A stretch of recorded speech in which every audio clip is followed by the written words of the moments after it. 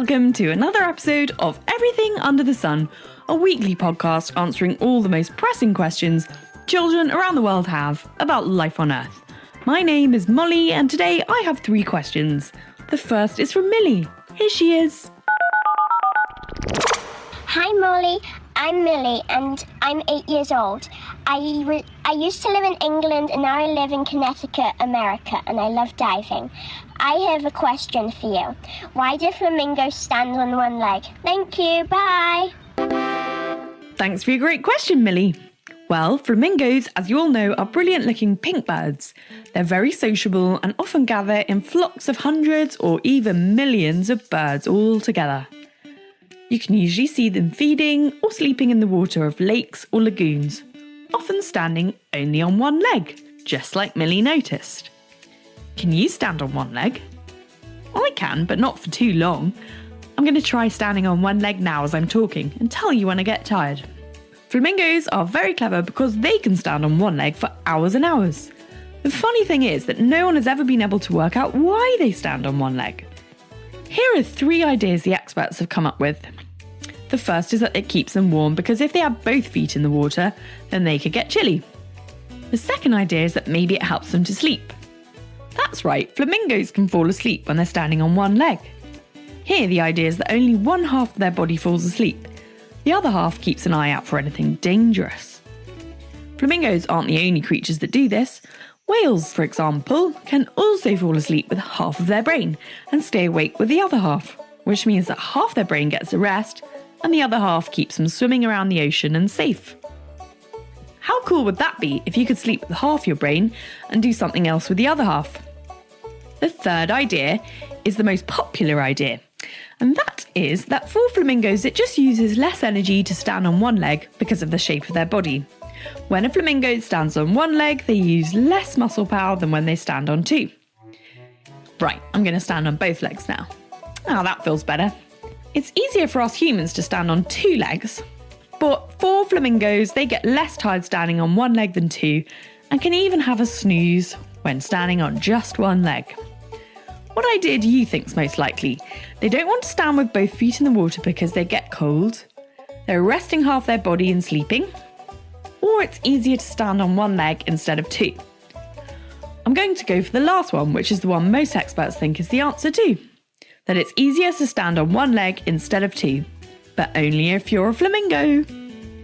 As well as standing on one leg, flamingos are known for being pink. Do you like wearing pink, Millie? With flamingos, it's their feathers that are pink, and this time the experts know exactly why. A baby flamingo is called a chick, and when the chicks are born, they're actually grey. They're not pink at all. Why is this?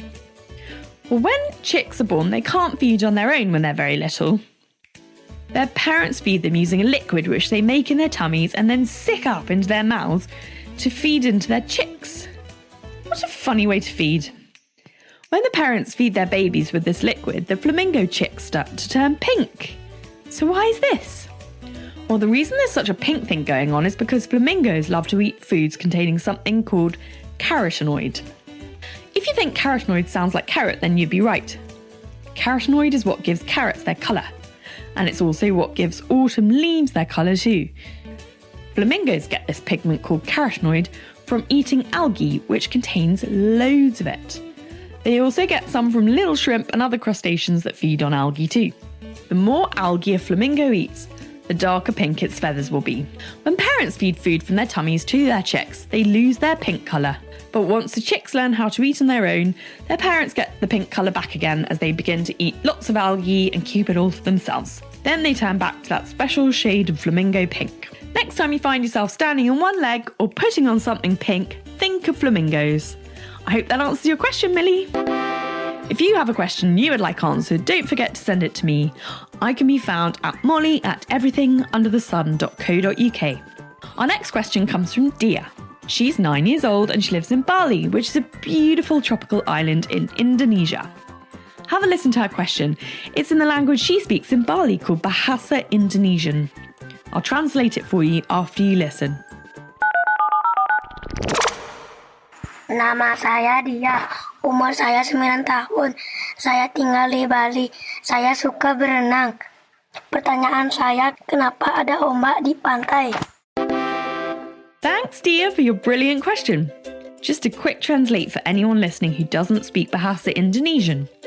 Diah said, "My name is Diah, I'm 9 years old, I live in Bali, and I like swimming. And my question is, why are there waves at the beach?" Well, I think that's a great question. If you've ever been to the beach, which I bet lots of you have, and Diah, probably you go there every day, you'll have jumped in the waves and heard the water crashing onto the beach. But have you ever wondered, like Diah has, about why this happens? Well, you can try this out for yourself. Try blowing air over the top of a glass of water. What you will see is that the air you blow makes little waves across your drink. The same thing is happening on a bigger scale out at sea.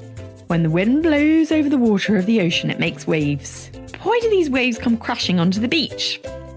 Well, waves crash onto beaches across Diah's island of Bali and every beach in the world because of the shape of the ocean floor. When wind makes waves out at sea, the waves are quite upright. But as the waves flow toward a beach, the water becomes more and more shallow as the ocean floor gets closer to the beach. You'll know about this yourself because just think when you walk from the beach out into the sea, it's shallow at first and easy to walk, and then gets deeper and deeper up to your tummy, and then you have to jump off and swim. It's the same for a wave, but it's going the other way.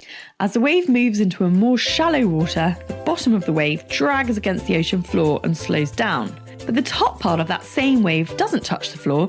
It's the part of the wave you can see heading towards the beach. It goes faster and faster as it has nothing to rub up against. The top part of the wave goes so fast until it topples over and whoosh! It breaks with a crash onto the beach.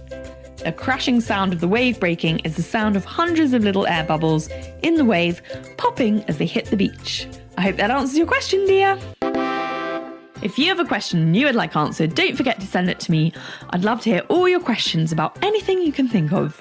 I can be found at molly@everythingunderthesun.co.uk. Now, do you remember last week I asked you to send in your impressions of a bear roaring? We had lots of brilliant bear roars. Thank you, everyone. This is our favourite. Now you're in the mood for bears, it's time for our last question. This one is from Tommi. Here he is. My name is Tommi. I love swimming. I'm 4. And my question is, why do bears hibernate if they got long fur to keep them warm? Thanks, Tommi, for sending in your brilliant question.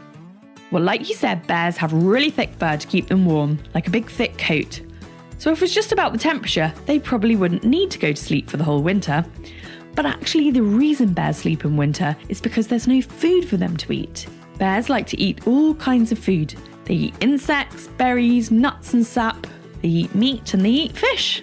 In the summer, there's lots of all of this food around for them to eat and they get nice and fat. But in the winter, there's very little of the things they need to eat as the world goes quiet and still and dark and becomes very cold. So bears then curl up in their dens and sleep for as long as 7 whole months. Can you imagine sleeping for 7 whole months? They sleep until spring comes once again and there's food around for them to eat. When the bears are sleeping, they don't need food and they can get enough energy from the fat of their own bodies they built up by eating lots in the summer.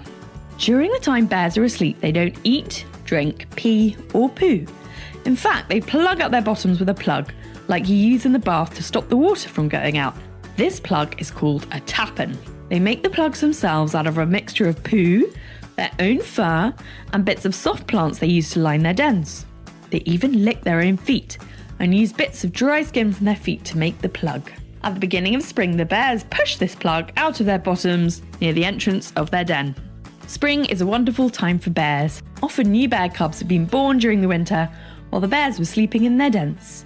In the dens, the bear cubs feed on milk and they make a loud kind of humming noise while they're drinking to help make more milk.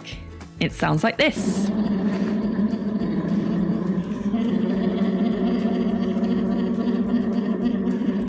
That's the sound of feeding bear cubs in their den. When spring comes, the whole family comes out into the world, and this is the first time a new bear cub has ever seen the big wide world.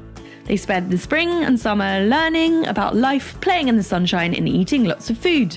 They get nice and fat so they can go to sleep for the whole winter when there's no food about for them to eat. I hope that answers your question, Tommi. Okay, that's our 3 questions. Time is nearly up. Next week, we're going to be talking about snakes. So I want to hear from you all with your best snake impression or anything you want to tell me about snakes. Do you like snakes? Have you ever seen a snake? Just tell me anything you know about them. I'll play the best slithery snake story or fact on next week's show. Right, thank you so much for listening. We've had fun today finding out about funny flamingos, windy waves and sleeping bears thanks to Millie, Diah and Tommi. A big thank you to Ash Gardner at House of Strange for the theme song and Audio Networks for all the lovely incidental music we used this week. I'll be back next week to answer more questions from children around the world in another episode of Everything Under the Sun. So do come and join me then. If you have a question you would like answered, just record yourself asking it and send it in to me at molly@everythingunderthesun.co.uk. Thank you and goodbye.